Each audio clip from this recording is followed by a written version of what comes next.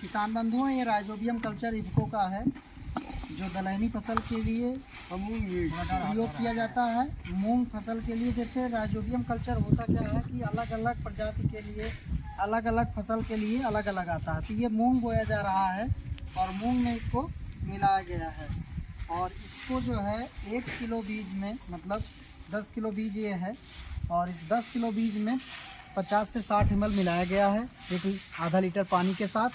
तो इससे फ़ायदा क्या होता है कि जो नाइट्रोजन होता है वायुमंडल से उसको खींच के लाती है। ये दलहनी फसल की जड़ों में छोटी छोटी नोडुल्स पाई जाती हैं पिंक कलर का, गुलाबी कलर का, जो पौधों को वायुमंडल से 79% नाइट्रोजन होता है उसको देता है। तो इसको डालने से आपके खेत में नाइट्रोजन अच्छा मिलेगा। इसको मिला देने के बाद अच्छे से इसको थोड़ा सा देर इसको छाया में सुखाना चाहिए और सुखाने के बाद फिर इसको तुरंत ले जाके बुआई करना चाहिए। इससे आपका जमाव अच्छा होगा, इसमें जो रोग होंगे वो भाग जाएंगे और फसल का वृद्धि विकास अच्छा होगा, कल्ले अच्छे निकलेंगे। तो राइजोबियम कल्चर अपनी दलहनी रहा है। आज हैप्पी सीडर से मूंग की फसल की बुआई हो रही है किसान बंधु। लाइन स्विंग इसमें होता है और उचित डिस्टेंस पे जो है इसमें बुआई होती है। इससे पैदावार अच्छी होती है, रोग कम लगते हैं। देखिए हैप्पी सीडर उधर से आ रहा है बोते हुए और ये लाइन देख सकते हैं आप, ये जो बुआई हुई है इसमें लाइन से लाइन बीज को बोया गया है।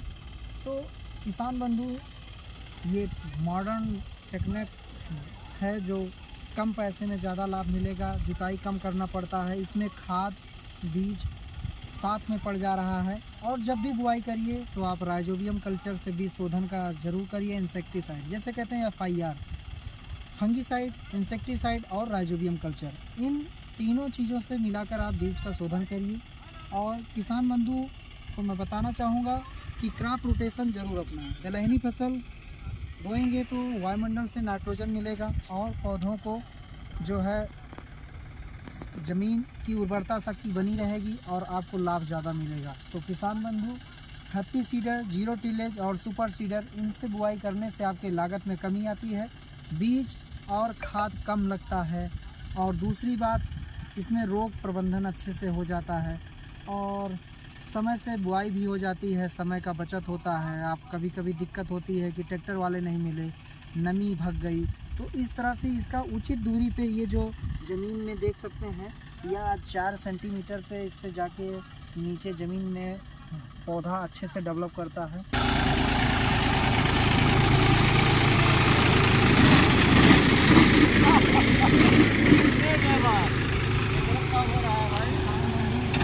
देख रेख में अपनी बुआई कर रहे हैं मिस्टर श्री रविशंकर मिश्रा, जो एक बहुत प्रगतिशील किसान है। देख सकते हैं किसान बंधु, ऐसे ही बुआई आप करिए और इससे आपका लाभ बहुत होगा, बहुत ज़्यादा उत्पादन होगा।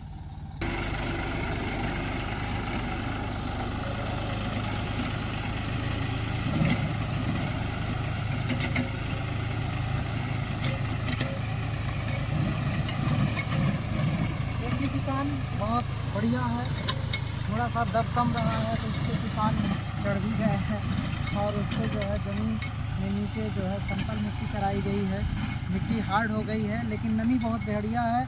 समय से बुआई हो रही है, उत्पादन अच्छा होगा।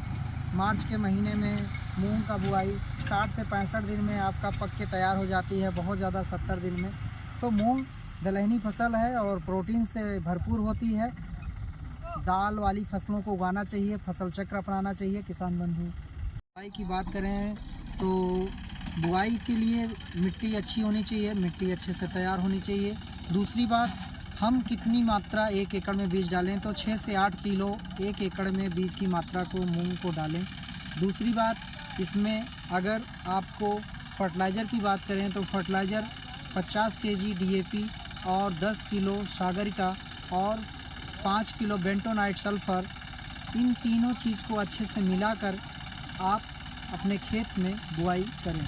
और खरपतवार के प्रबंधन की अगर बात करें तो इसमें 1 से 1.5 लीटर प्रति एकड़ पेंडामिथलिन को 250 लीटर पानी में अच्छे से मिलाकर उसका स्प्रे करें बुआई से 48 घंटे के अंदर। इससे आपके खरपतवार नहीं जमेंगे अगर यदि आप खरपतवार प्रबंधन पहले से नहीं कर पाए, पेंडामिथलिन नहीं डाल पाए, तो दलहनी फसल के लिए जामने के बाद, मतलब बुआई के 21 दिन के बाद, 25-30 दिन के बाद जब कोई खर जमता है तो इमेजा थापर नाम की एक दवा आती है, जिसको आप स्प्रे करेंगे तो आपकी दलहनी फसल को किसी प्रकार से नुकसान नहीं होगा। आपकी फसल अच्छे से जो है विकास करती रहेगी और आपके सारे खरपतवार नष्ट हो जाएंगे।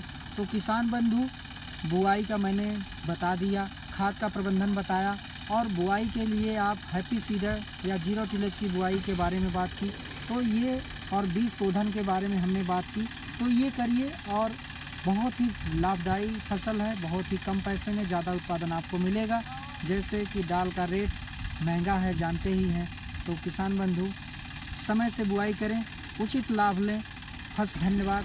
जय हिंद, जय भारत।